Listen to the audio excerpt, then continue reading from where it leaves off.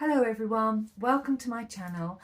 My name's Kim and today's video is going to be about me showing you my sewing room. So I'm going to take you on a tour around my very busy sewing area.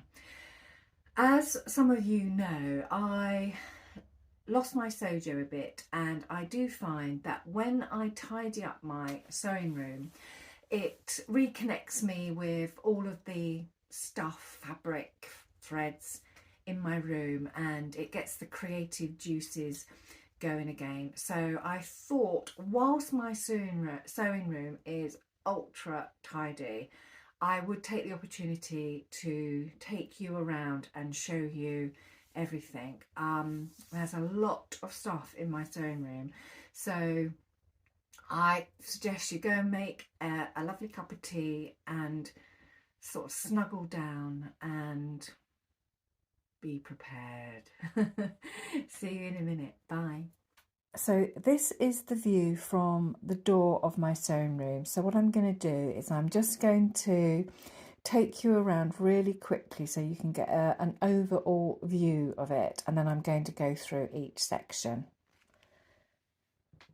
So first of all, there's this wall, the back wall by the window, and then this really busy area here. This holds a lot of stuff, and this area here.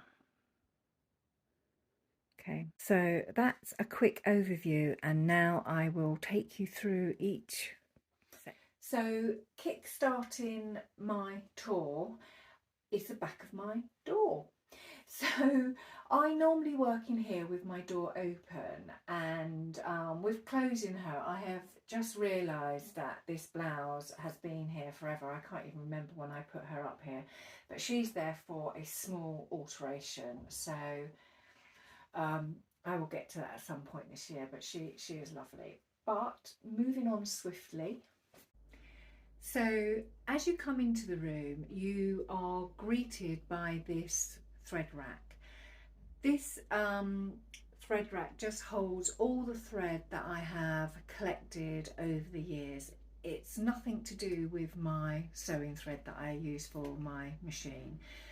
This is the stuff that's come in kits and stuff that's been collected over many years, and I use this primarily for tacking and basting and hand stitching. I have also put on this rack shearing elastic, which is all this black stuff here and a little bit of white at the end, and I have also put top stitching thread on here, so there's some pink and some orange there. On the end, I have started to organise my buttons. So I have organised my buttons and put them on large safety pins. Now there's lots of buttons in my sewing room, and I've decided that I need to just bring them all together in one place. So I have started to put them on safety pins, and I've started making a note of where I purchased them from and how many I've got.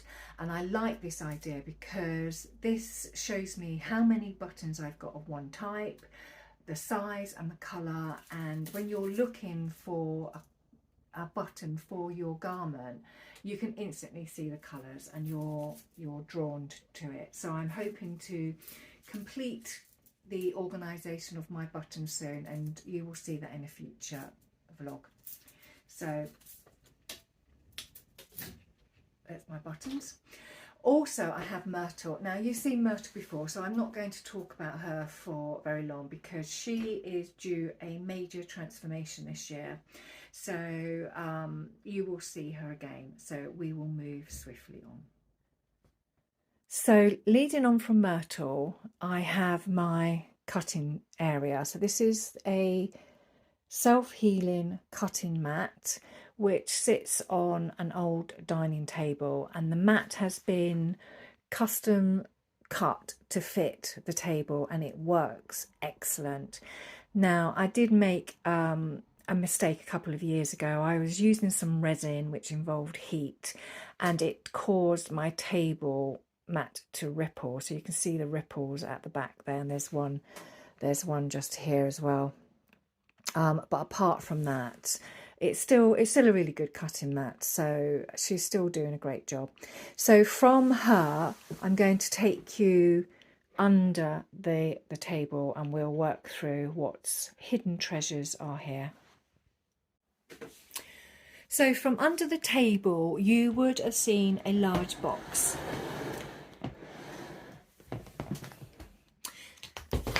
So this box holds all of my scrap quilting fabric. A majority of this is from the fabric that Lovely Jubbly supplied me with to make up my Queen of Diamond quilting blocks, and they were very generous with each of the fabric bundles, and what was left has been put in here.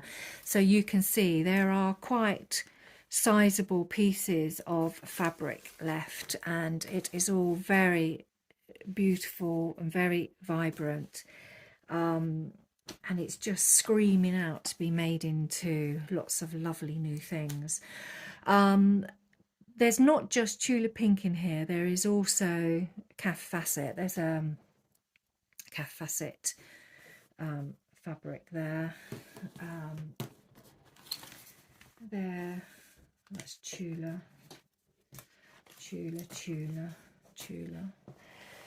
Oh, that's Tula.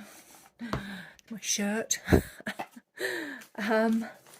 Yeah, there's lots of different fabrics in here. It's not all just Tula. It's stuff that I've picked up from craft fairs as well. I mean, look, that's beautiful. That's probably a fat quarter that hasn't even been cut into. So that's lovely. Yeah. So lots of lovely fabric in here, just screaming out to be made into something lovely. And this sort of gets me excited when I see all of this colour. It just gets my creative mind working. Also in here is my little rotary cutting table. So I use this when I'm cutting out small pieces of quilting fabric around the acrylic template, so that just helps me maneuver around it a bit better. So that lives in there with my fabrics. So that's the big box. Also under the table was this smaller box, and that is just full of calico. So when I come to make my twirls, that's I just reach out for that. And you would have seen, a really big bag. So this big bag is just full of fabric, sizable fabric that is still, you could still make a garment out of it, or be used in a garment hack. So yeah, I mean, this was the fabric from the dress that I made for Daisy, so you can see there's still quite a bit of that left. Yeah, so just more fabric, but larger fabric scraps in there. So leading on from the scrap box, we come up to the back wall of the sewing room. So here on the left hand side, I have a notice board. It's just got random pieces of information, little design things that I've been working on, colour wheels, thank you cards, nothing spectacular, just a typical notice board. And this then leads me on to the windowsill. So I will just cover a few little bits there, and then we will work on the main working wall. So here is my windowsill. So you can see it's lovely and sunny today. You can see out into my front garden. Beautiful day. So back to the windowsill. So to start with, here on the left hand side I have my nail file, obviously. Then I have pencils which I use for design work, and I just play around with those. I also have these really heavy weights, and they help hold down those ripples in my cutting mat, so they do come in useful. There's also this small basket of like contrast squares, and these are the things that I use in my small 3.5-inch squares that I've made up and we've discussed in previous vlogs, and I just keep them there because they're handy. The machine needle case that I made recently, and you have seen this also, and she is working out beautifully and I love her. And she's also made out of Tula Pink fabric.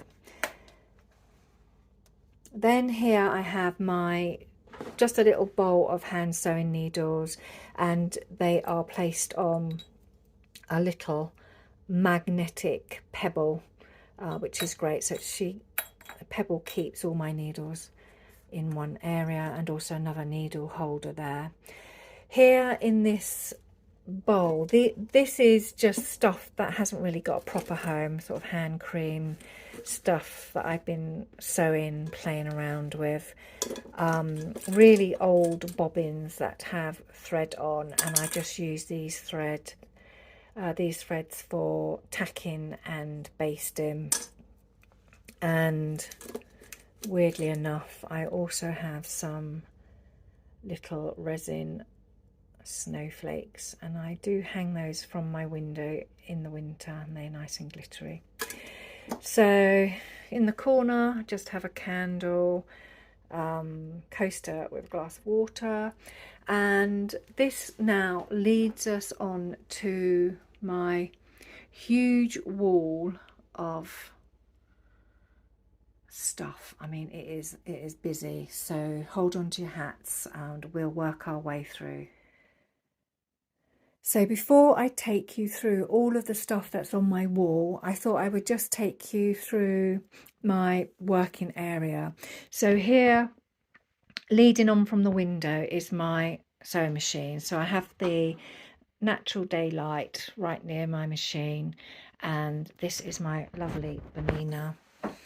And underneath her I have my ruler, my stiletto, a pair of snips, a pair of tweezers, pins, some marking tools, really sharp pair of scissors, finer pins, and a tray of all of this stuff that I use quite frequently, and I like to have that to hand.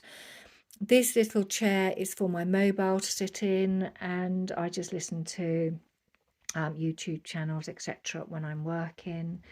This little weird box here, it's just a sonic cleaner, and I put my spectacles in there to keep them smear free, so that just keeps them nice and clean so I can see what I'm doing when I'm working.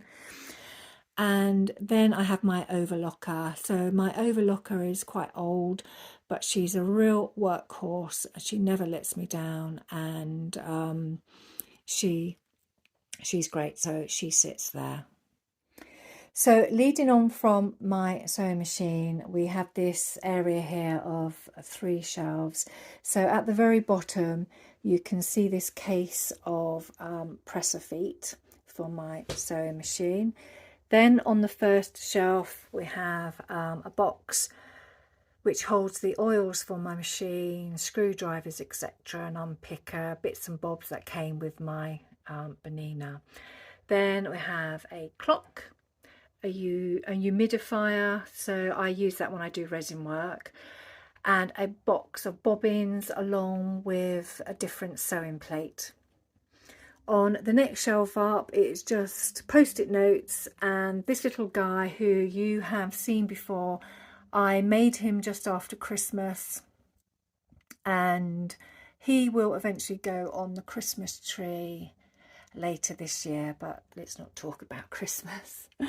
And on the top shelf I have my favourite painting. So this is a picture of my favourite painting, The Kiss by Klimt, and I just love it. It's very sparkly, bright and vibrant. And next to that I have a few little ornaments, a soft toy that my children gave me when they were younger, and these two guys who I made this little she's a princess, she's from Princess and the Pea, and she sits and keeps Daisy company, and you've all seen Daisy before. So alongside Daisy is Fairy. I do have a thing about fairies, absolutely love them, and this fairy in particular has been with me for ages, and she also watches over me when I sew, and just a calendar. So next I'm going to take you through my pegboards. I would think most of us have got these pegboards in our sewing rooms, and these are two pegboards that sit alongside each other, and mine are absolutely crammed solid. So I'm just going to swiftly go through all of what I have contained on these boards. So first of all, to the left here, I have all of my scissors and my rotary blades. So from the very top here I have my largest pair of scissors, and I work down to snips. Then I have a hemostatin pair of scissors, great for pulling out bags and invisible zips. Then I have duckbill scissors, which are great for trimming away seam allowance after it's been sewn. Then I have these scissors which have a little tag on them, and they are used for everything but fabric. They are used for cutting things like the ends of zips, you know, even snipping paper. They're just used for everything, just to preserve my fabric scissors. Then I have my pinking shears here. Then at the top I have my rotary cutters. So I have a rotary cutter solely for fabric, and then I have this rotary cutter which is for paper cutting.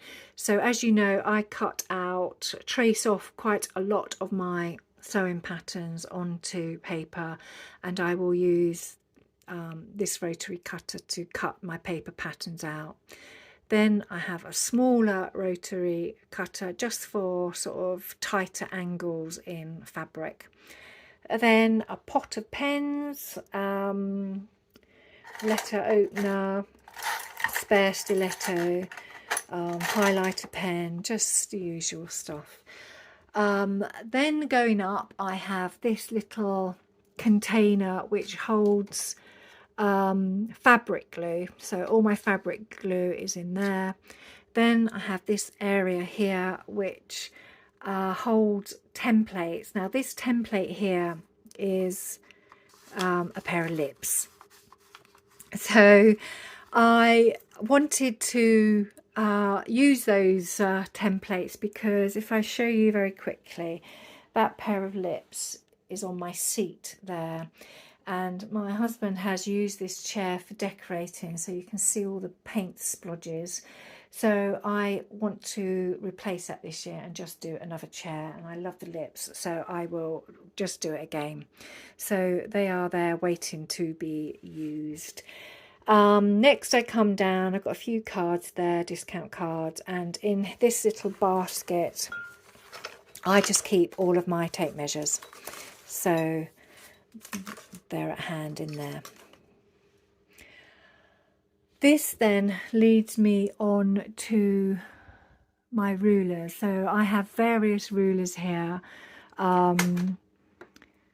sort of quilting rulers, a French ruler at the back, a right angle ruler, and they're all just sort of stacked on top of each other there. Then I have these small square rulers. So this is the 3.5 inch ruler that I use to make up my quilting squares. and there's one here that's 4.5 squares, so it's just slightly bigger. And these are quite nice to use when you have smaller pieces of fabric to cut. Then on this tray I have my tapestry sewing needle case. This is the first piece of tapestry that I did, and she's lovely. She's getting quite old now, and she just holds all of my sewing needles, and she gets used quite frequently. And I have a selection of different sewing pins there. This tray holds all of my pattern and fabric stash tags, and I'm going to do a pattern storage organization vlog soon, so you will see those used, but you have seen these used on my fabric stash, and that's the glue that I use to stick the swatches down on the fabric index cards, which I've also shown you in a previous vlog. And in this area here is just stuff which I have printed off. I've seen something, an article or something that I've liked. I thought, oh, I'll print it off, and I put it in here to read when I get a mo, and that just holds it there as a reminder. And once I've read that, it goes into another box, and I'll show you that shortly. So at the very top I also have these containers, and this container just holds all of my tracing wheels when I trace my patterns, tracing wheels again, with a scalpel for crafting, a geometry set which comes in handy when doing quilting, brushes for crafting.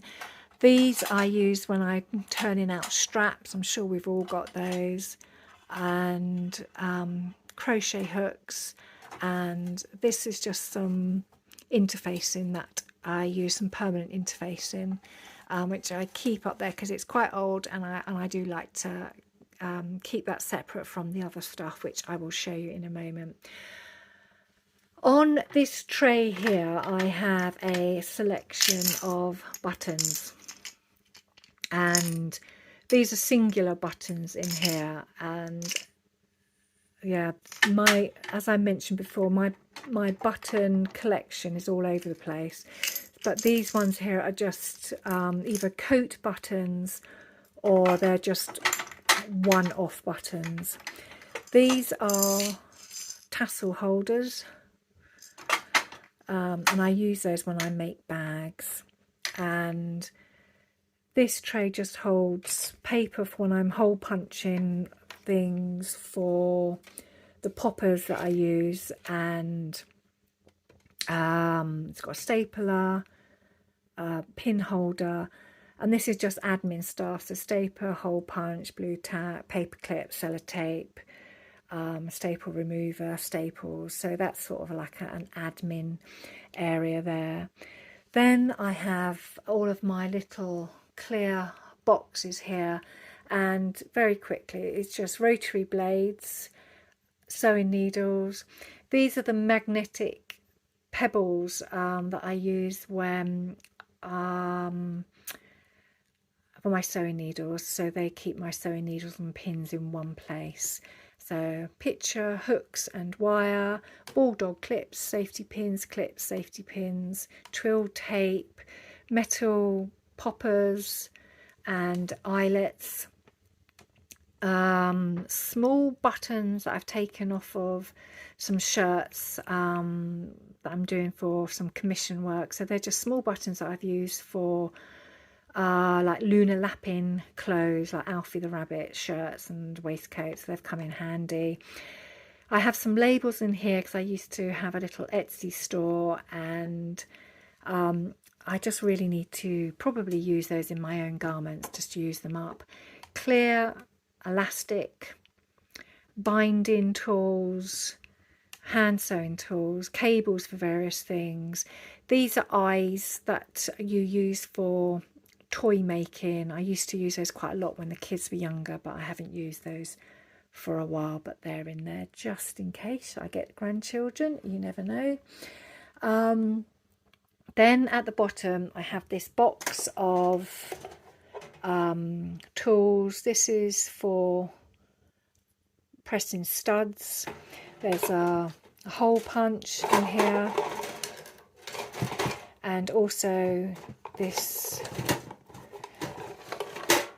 scissor sharpener.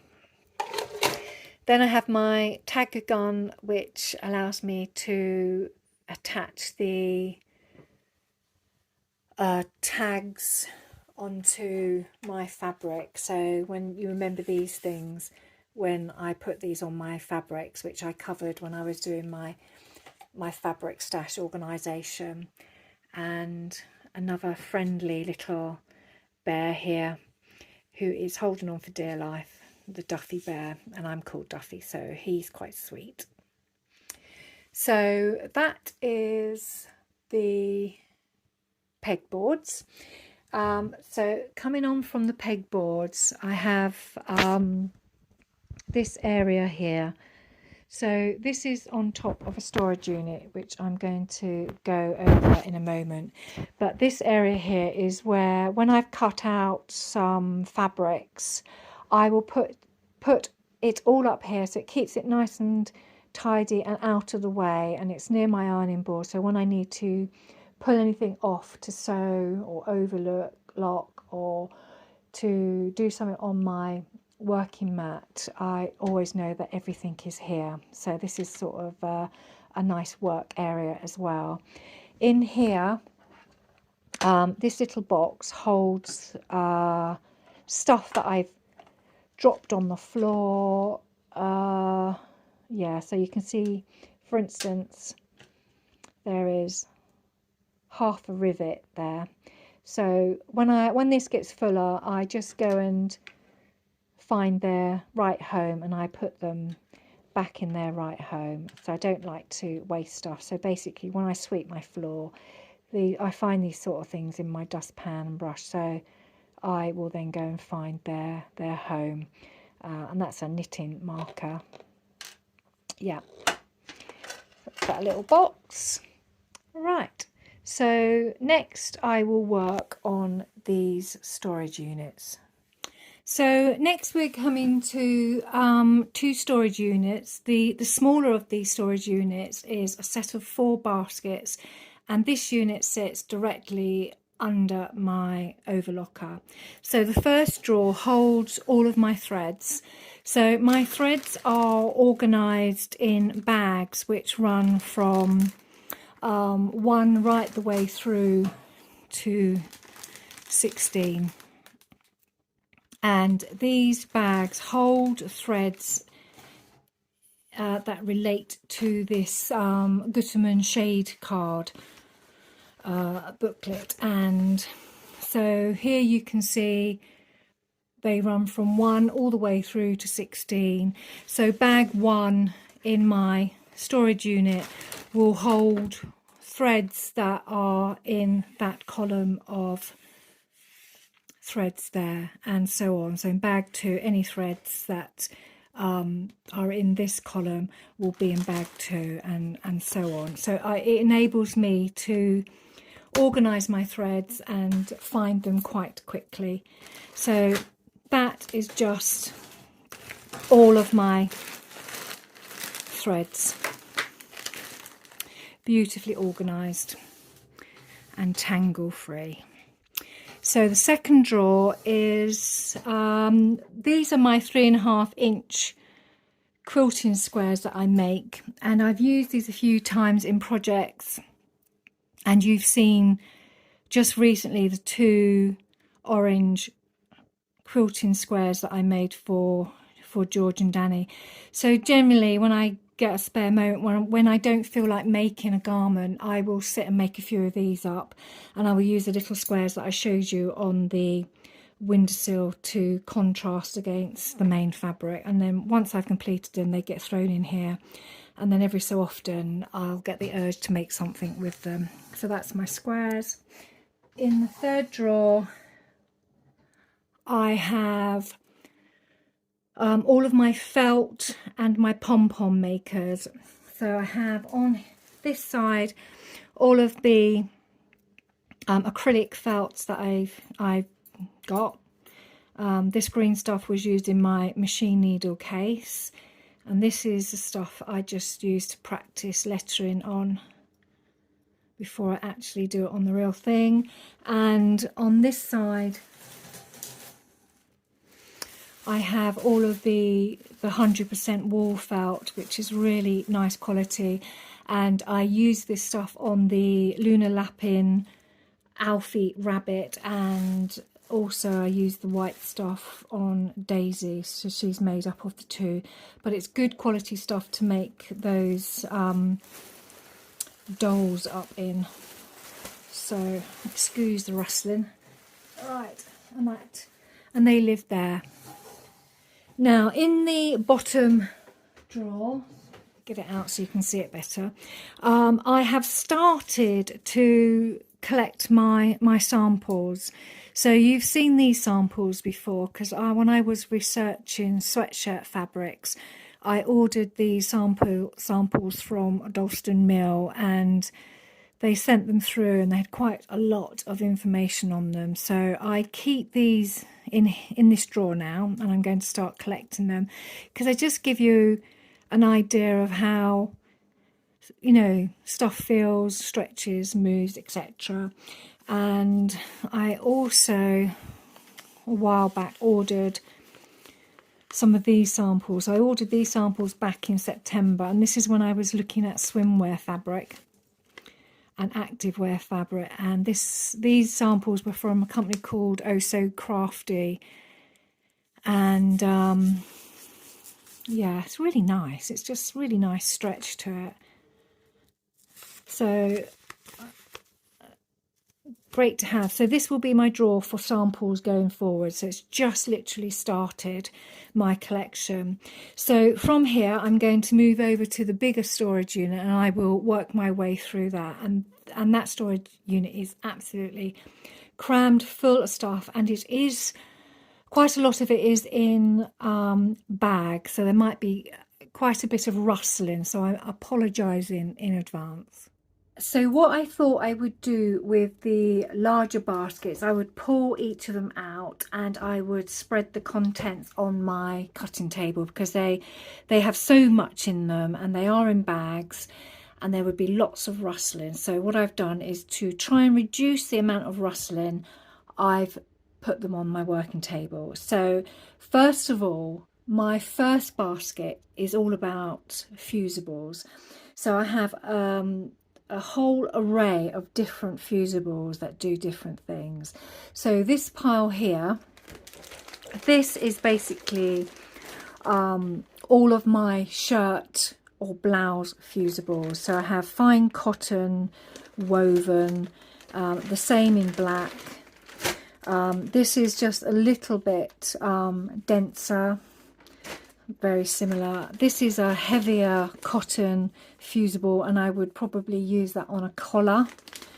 Then I have shirt canvas, and I would use this on a collar stand. Now this isn't fusible, but I use it alongside a fusible, so I sandwich it in between fusibles just to thicken it up, and I like that in collar stands.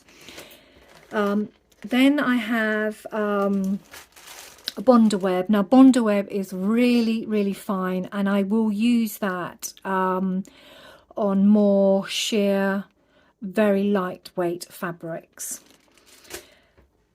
Then I will use this soft washable fusible on stretchy garments, because it has slight stretch to it and it's great on a knit fabric. So I have that in both white and black.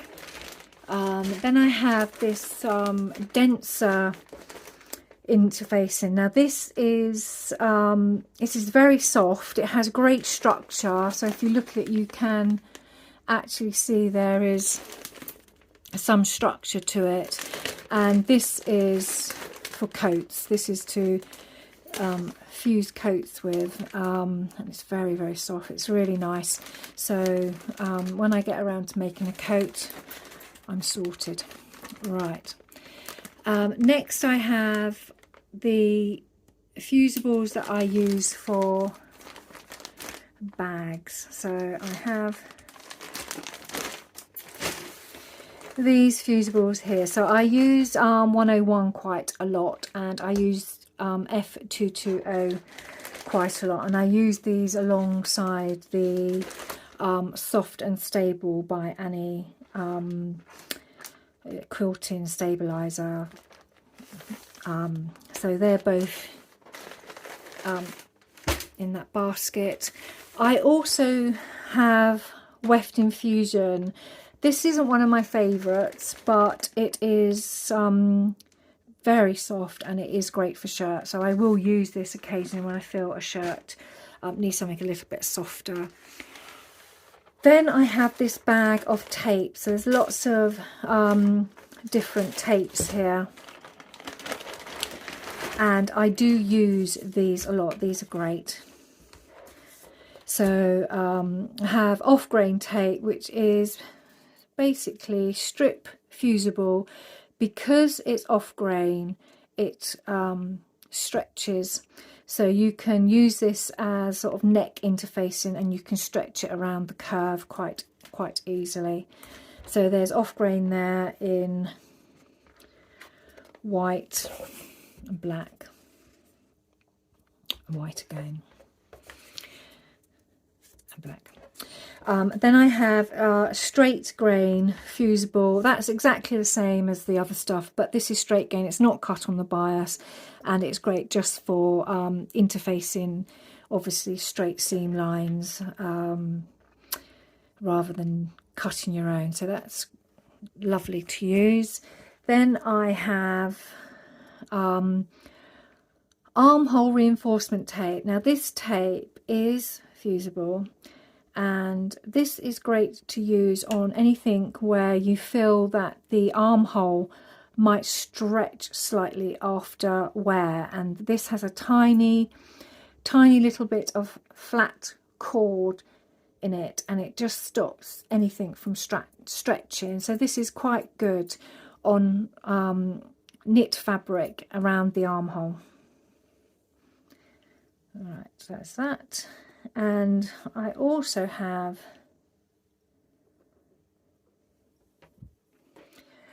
instant stitch hemming. Now I can't for the life of me remember how to use this, but when I do get to use it, you will be sure to know about it. But that's in my stash of tapes, quite a bit there. So that's there. And I also have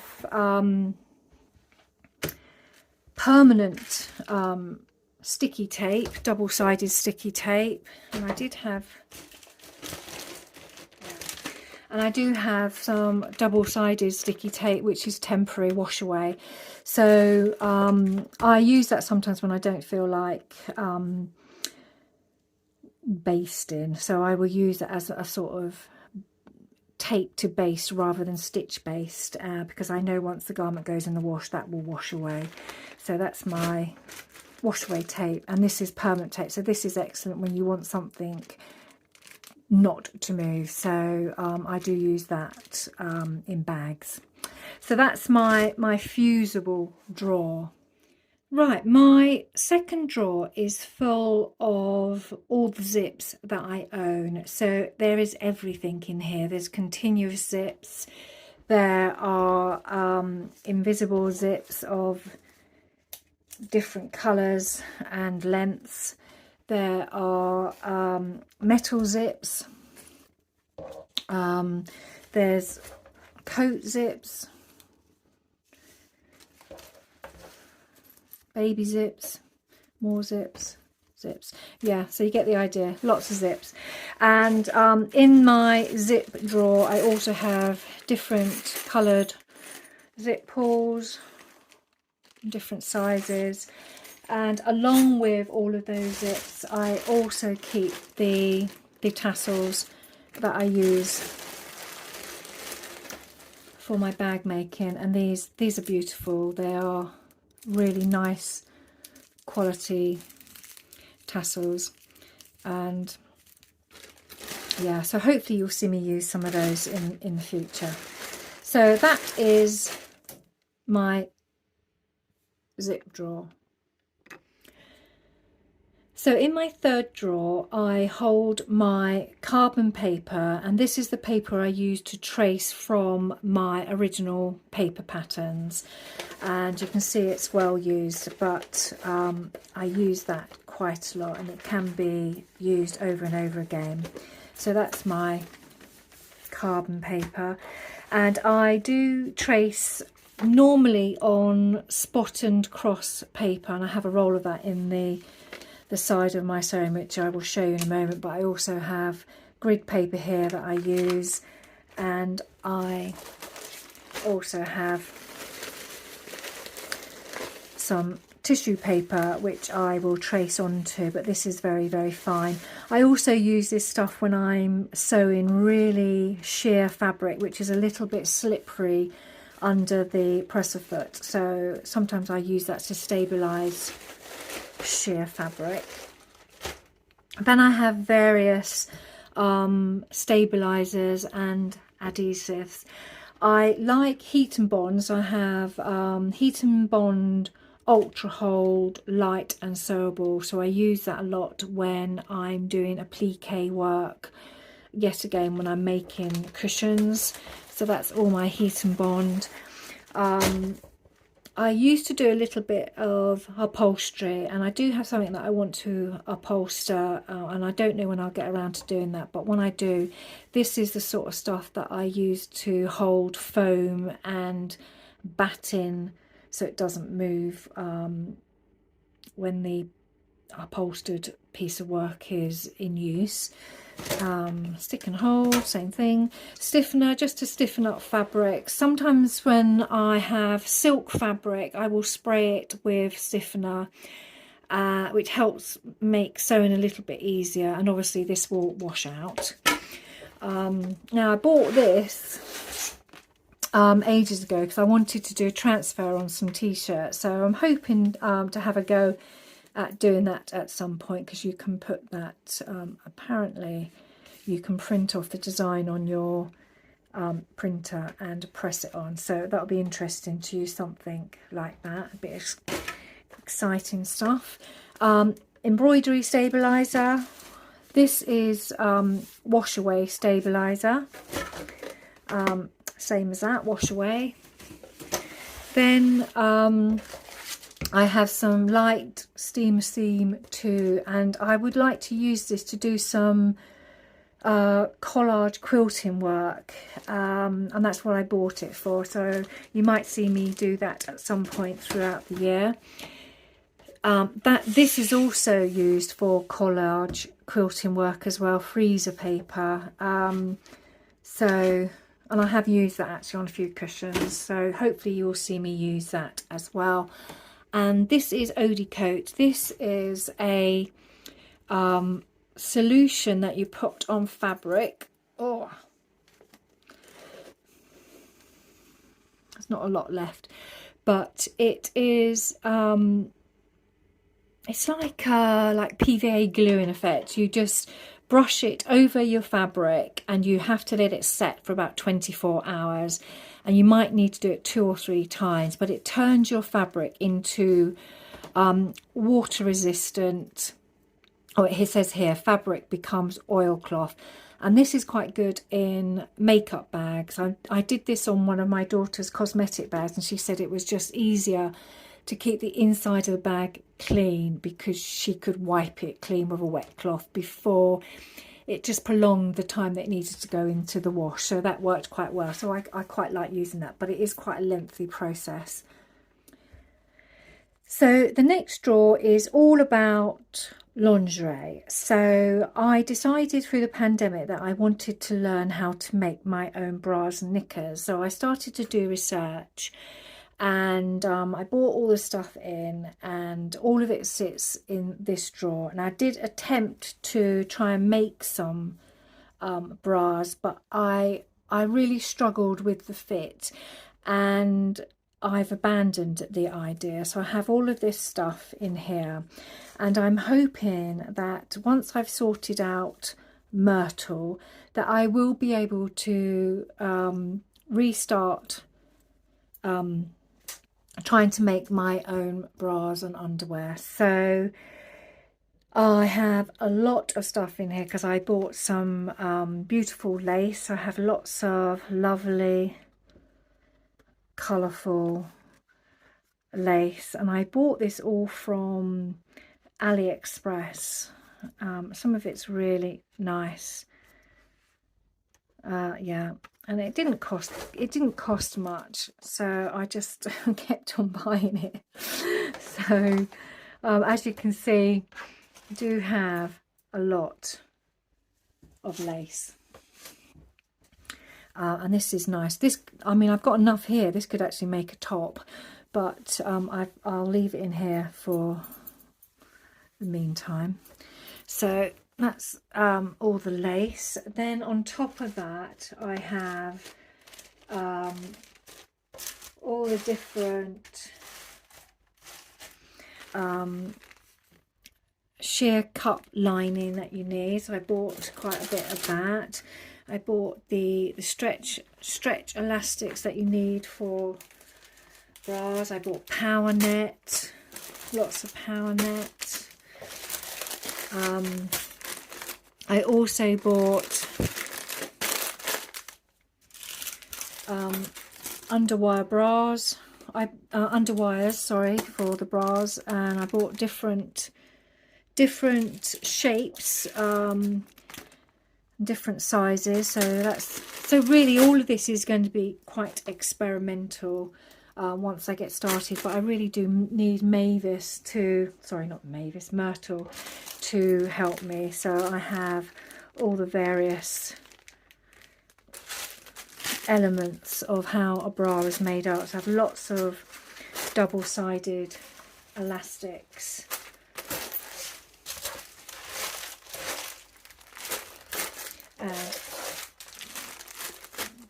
They all sit in this drawer. So I have also all the rings and sliders for the bras, and even tiny little bows. So hopefully when I have Myrtle sorted out, she can help me make my bras and get them to fit me better, because I did struggle a little bit with the fit. So that is that drawer. So the next drawer is about elastics. So anything that has a stretch to it is kept in here, and also ribbons and trims and bias tape.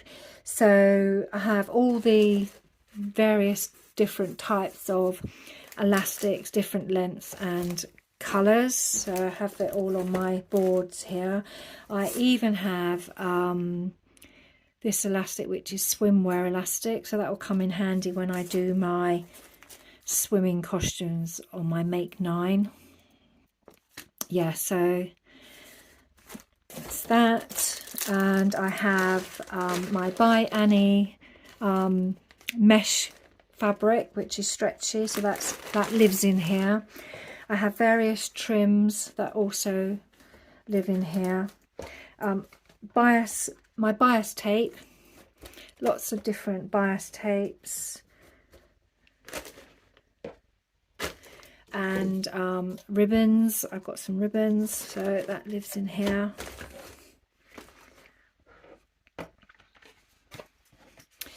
That's it, more bias tape. And also in here I have more ribbons here, but I also hold beads in here. So I was going to try and make a brooch at some point. So I've been collecting these little beads to make a brooch, and I wanted to make the brooch so it would sit on a jacket. And I also collect like broken jewellery. There's some trim there that came off a cushion I made, and I swapped the trim out, so that's in there to be used. So I've got some beautiful little butterflies that can, I think these are sticky butterflies, so you can stick those on. Just various things.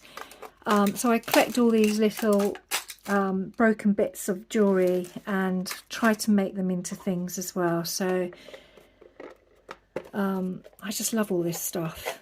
So that is my elastics, ribbon and bits and bobs drawers. What have I got? Tiny little seed beads in there. Right, and I've dropped those on the floor before. That wasn't fun.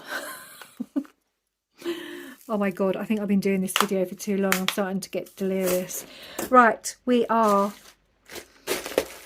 nearly there. One more basket and we can move on.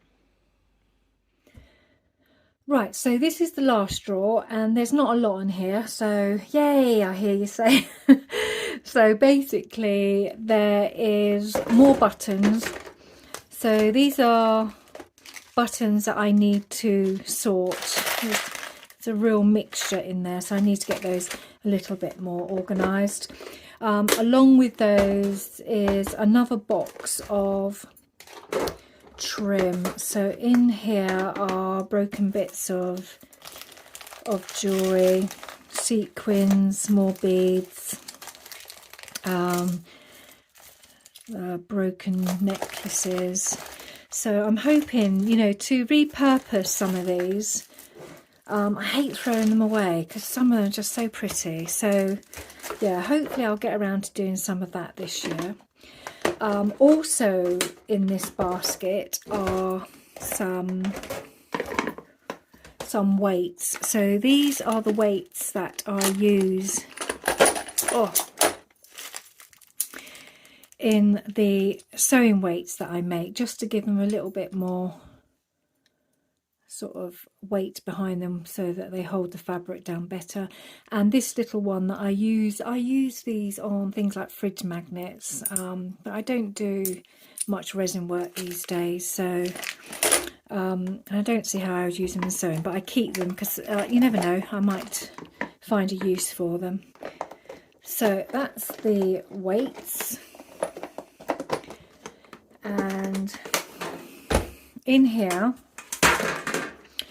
are all of the snap poppers that I've used. So you've seen these before because I use these on the Starlark Kennedy hoodie, and they're a nice colour. So they're in there along with their corresponding die set. So I have snaps there, also in chrome, eyelets. These are the jeans buttons that I use. Some of them are screw in, which great, but if you use screw in, also use glue to secure them, because I have lost a lot of those over time. These are the clasp for purses, so literally any sort of hardware I put in here. Rivets, yeah, quite a lot of stuff with die sets. So they go in that, and they're nice and tidy.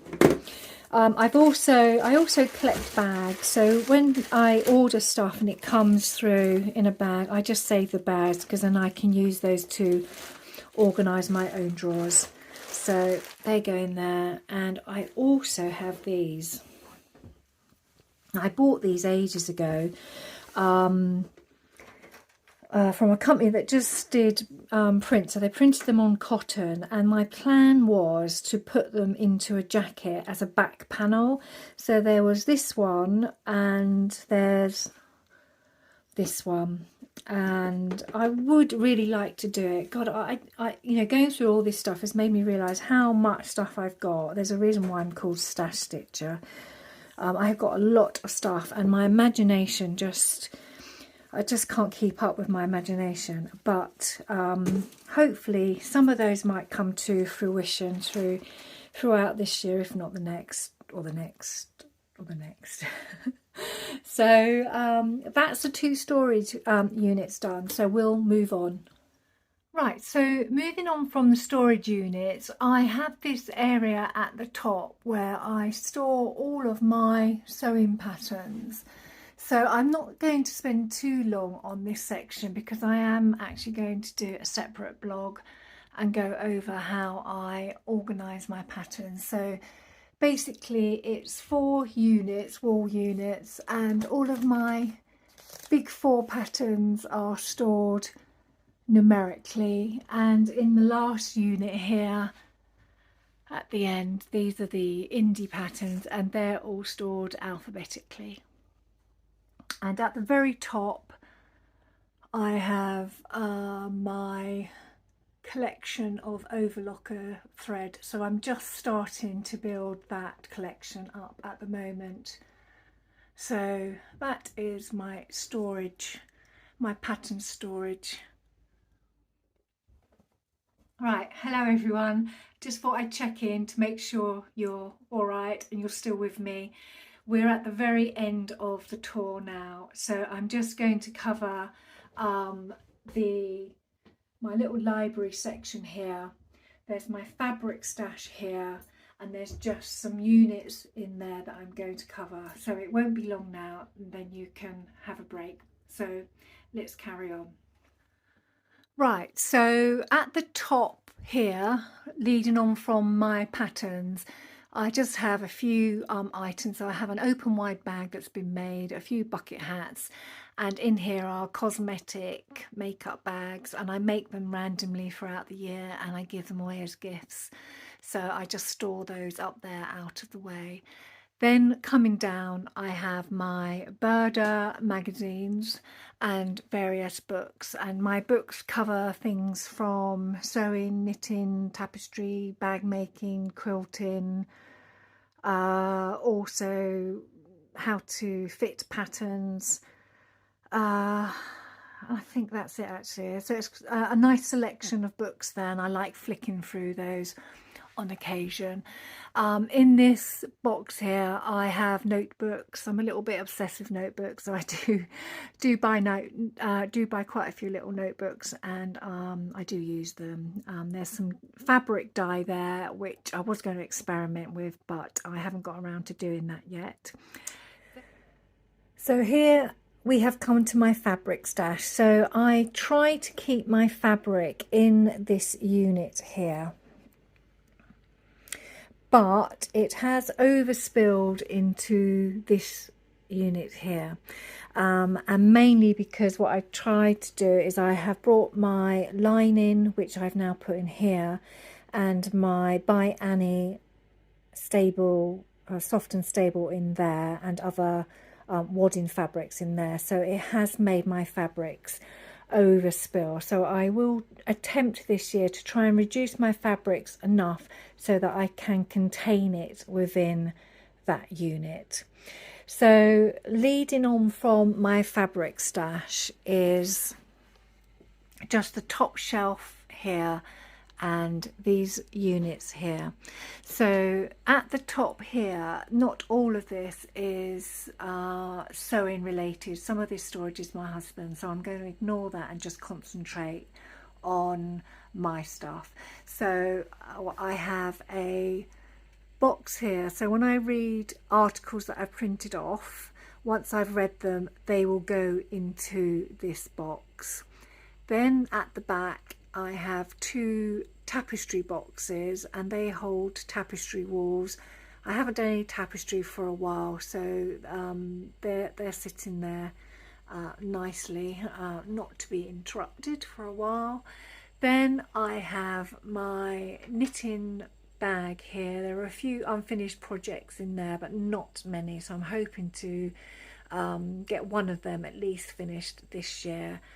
My knitting needle case. At the back I have some resins, an old file of fax, and weirdly I have this bag of lint that has come out of my tumble dryer, and I save it because it is just so soft. It just does make really nice toy stuffing, but I will use that when I need it, because I did buy a lot of stuff in this year. So, and it is held in this box here. So moving down, it's quite dark in this corner, so I do apologise for the shadow. But at the top here I have a staple gun, so I use that for upholstery work and cushions, chair cushions. And this box here is all of the stuff that I use for my quilting. So this includes my Queen of Diamonds quilting manual with the acrylic pieces along with the paper pieces, and also in the very corner in here there's a selection of fabrics that I have been collecting for the Dreamcatcher quilt, and every so often I buy fabrics to put towards that quilt. So I'm hoping that when I finish the Queen of Diamonds quilt I will then move on to the Dreamcatcher, so I'm still collecting the fabrics for that. Then in here I have my lovely fabrics in a box. So I have done a video on this before, so this is where I literally keep notes of all my fabric. So every piece of fabric that I have in my stash that I've already shown you, there's a little swatch of it in this box, and this box is garments that I have made, and the fabric index box card, sorry, has moved to this box, and I just use this for reference. Down below, this is just my work related stuff, so I won't bother you with that. This is vinyl, so I have some vinyl that I use for bag making, and this grid, plastic grid, is sometimes I use this to cut out templates. So that is that. Here is my pressing stuff, my pressing station. So everything in here I use on my ironing board. So I've got my water container to fill my iron. I've got my wooden clapper to help press something along with my ham. I've got my organza fabric pressing cloths, and they are lovely. I just have a bowl to capture any pins that I use on my ironing board, and in here I have things like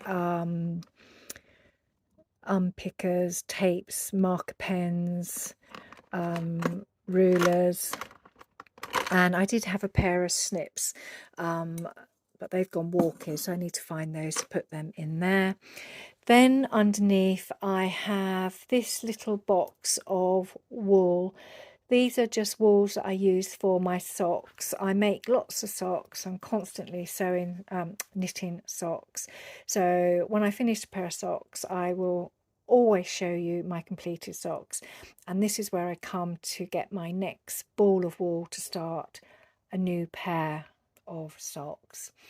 Then at the top of both of those units I have my Queen of Diamonds completed blocks here, and I do show you these as I make them, so I've just taken them temporarily out of their bag so I can show you them, that they sit up there out of the way.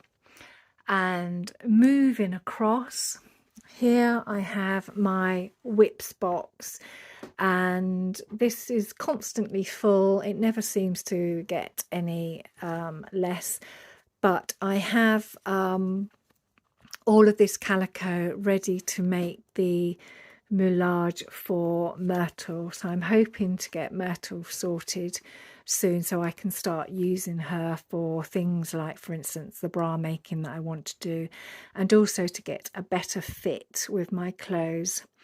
So moving down, this box is full of not just the fabrics but also the patterns for my MakeNine 24. So this is fabrics that I already had in my stash, and I'm using patterns that I already have in my stash, so I'm trying to be really good and use up some of my fabrics. So they are a constant reminder that I need to do those. Then in this corner in here, this space is just full of things like tapestry frames. It's got a daylight lamp, some tapestry canvas, and a wall spinner which spins wall cakes into skeins. And then just quickly, I have a few folders here. So these are folders for my email confirmations, and more importantly, this is my sewing project sheets where I keep records of all the things that I make and the progress, and notes about if I need to make any changes if I come to make that same garment again in the future. Then moving down, I have my spot and cross paper here on a roll, and I use that a lot. I also have another cutting mat here. This has got grid lines on, and I've got a pink one also at the back there, which is a bit smaller with grid lines on.